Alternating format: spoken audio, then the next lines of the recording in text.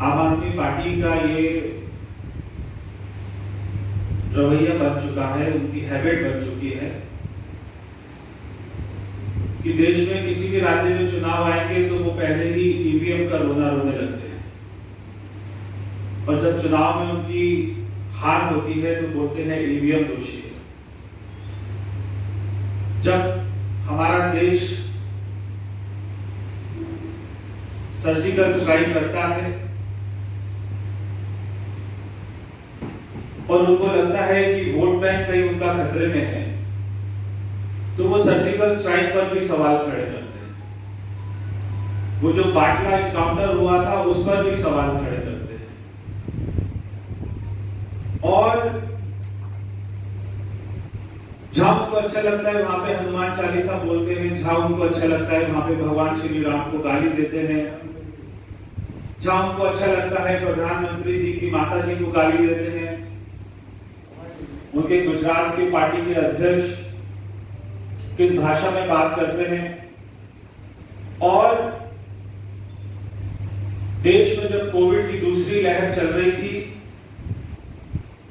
दिल्ली में 26,000 लोगों की मृत्यु हुई, उस दौरान ये लोग शराब पॉलिसी को लेके आते हैं, और जब ये फंस जाते हैं तो बहुत ही दुर्भाग्य की बात है कि पूरे देश के लिए कि हमारे शहीदों के नामों का सहारा लेना। कल उस शहीद परिवार ने भी अपनी आपत्ति जताई।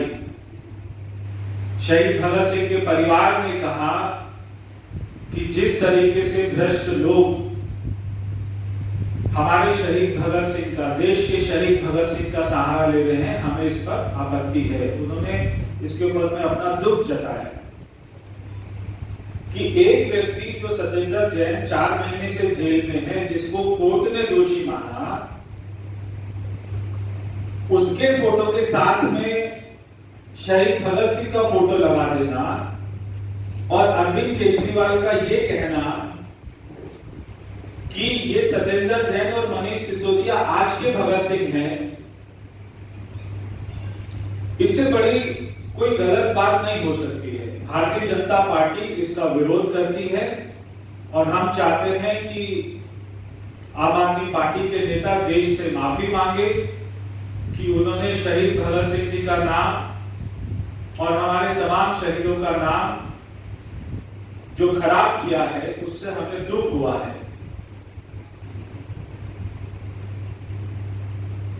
हम देखते हैं कि 2 अक्टूबर को कभी ना तो अरविंद केजरीवाल जी, ना मनीष सिसोदिया जी, ना संजय सिंह जी, ना आतिशी जी, कोई राजघाट पर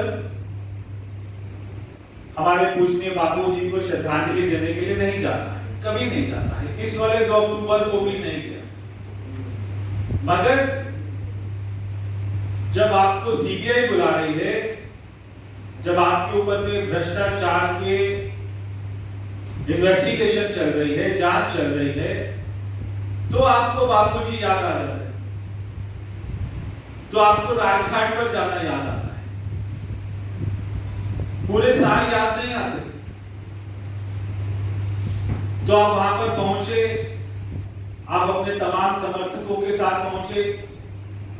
सुबह सुबह अरविंद केजरीवाल ने कहा कि आज मनीष सिसोदिया गिरफ्तार होंगे,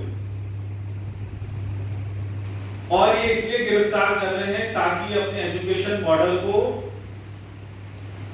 गुजरात में जाकर ना बता पाए। कल पूरे दिन इन्वेस्टिगेशन चली, हम सब जानते हैं, और शाम को जब हमारे दिल्ली के डिप्टी सीएम साहब बाहर आते हैं तो वो एक हाथ में पर्चा लेके आते हैं, जो उनको आतिशी जी ने या जो आम आदमी पार्टी के दूसरे लोग हैं उन्होंने थमाया होगा कि अरविंद केजरीवाल जी ने ये भेजा है, यही बोलना है, और वो पढ़कर बोल रहे हैं। क्या ऐसा हो सकता है कि जो उनसे सवाल पूछे गए वो आपको याद नहीं थे? आपकी भी सत्येंद्र जैन की तरह आपकी याददाश्त चली गई कल की जांच में? आप उसको पढ़कर बोल रहे हैं। और फिर से एक बार आपने नाम नहीं बताया अफसर का। जब आपके ऊपर में शराब घोटाले के आरोप लगे थे तब आपने कहा था कि हमारे विधायकों को खरीदने की कोशिश हो रही है। हमने पूछा कौन कर रहे हैं, कि कोई कर रहे हैं, हम आपको नाम बताएंगे, समय आने पर आपको नाम बताएंगे। नाम नहीं बताया कि उनको किसने फोन किया, कौन उनके घर गए। ऐसे ही कल भी जैसे ही वो बाहर निकले कि एक अफसर ने कहा कि भाई आप क्या इस पार्टी में हो, जो भी उन्होंने कहा। बॉलीवुड की जो बी ग्रेड की पिक्चर होती है उनकी भी स्टोरी अच्छी होती है, उनकी भी स्क्रिप्ट अच्छी होती है। ये तो आप ऐसी स्क्रिप्ट बोल देते हैं कि या तो आप देश की जनता को, दिल्ली की जनता को बेवकूफ समझते हैं, या खुद इतने नासमझ हैं कि आपको लगता है कि दिल्ली की जनता उस पर विश्वास कर लेगी। कि मुझे एक अफसर ने कहा कि भाई आप क्या कर रहे हैं, आपने कुछ नहीं किया, बस आप एक गलत पार्टी में हैं। मैं मनीष सिसोदिया को चुनौती देता हूं। कल उन्होंने अपनी माता जी का आशीर्वाद लिया था, तो माता जी ने ये भी संस्कार दिए होंगे कि कभी झूठ मत बोलना। माता जी ने ये भी संस्कार दिए होंगे कि कभी भ्रष्टाचार मत करना। माता जी ने ये भी संस्कार दिए होंगे कि जब दिल्ली में लोग दवाई मांग रहे थे, ऑक्सीजन मांग रहे थे, तो आप उनको शराब लेते। तो मैं मनीष सिसोदिया जी को चुनौती देता हूं कि आप उस अफसर का नाम बताएं जिन्होंने आपको ये कहा था। अगर आप में दम है, हिम्मत है, अगर आप सच्चे हैं, तो आप उस अफसर का नाम बताएं कि आपको ये बात किसने कही थी। और अगर आप नहीं बता सकते तो आपको माफी मांगनी चाहिए कि आप झूठ बोल रहे थे। पूरी आप पार्टी बोल रही है कि सारा केस एकदम झूठा है। अगर आपको लगता है कि ये केस एकदम झूठा है, तो आज तक आप अभी तक कोर्ट क्यों नहीं पहुंचे? आप जाए कोर्ट। या तो आपको देश के न्याय पर विश्वास नहीं है, आप जाए कोर्ट में और वहां पर बोले कि इन्वेस्टिगेशन पर स्टे कर दीजिए, कि सारा केस झूठा है और हमको वहां पर फंसाया जा रहा है। आपको पता है मनीष सिसोदिया जी कि ये केस ठीक है, सच्चा है, इसीलिए आपको शहीद भगत सिंह जी का सहारा लेने की जरूरत पड़ी। अगर आप सच्चे होते तो आप महात्मा गांधी जी का, शहीद भगत सिंह जी का, जो हमारे देश के शहीद हैं, जिन्होंने स्वतंत्रता के लिए अपनी शहादत दी, उनके नाम का सहारा नहीं लेते। आपको मालूम है कि केस सच्चा है और आप झूठे हैं, इसलिए आप डरते हैं। मैं आज बहुत ही विनम्रता से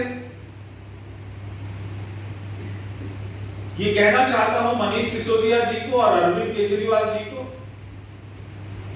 कि कल आपने जो भी कहा सीबीआई के बारे में, कि आपको किसी अफसर ने कुछ बोला है, कि आपकी जांच पड़ताल में आपको इस तरह की बातें की गई हैं, जो भी आपने आरोप लगाए सीबीआई के ऊपर में, अगर आपको लगता है मनीष जी कि आप ठीक हैं, सच्चे हैं और ठीक बोल रहे हैं, तो मैं आपको चुनौती देता हूं कि आप नार्को टेस्ट के लिए अपनी हां कीजिए,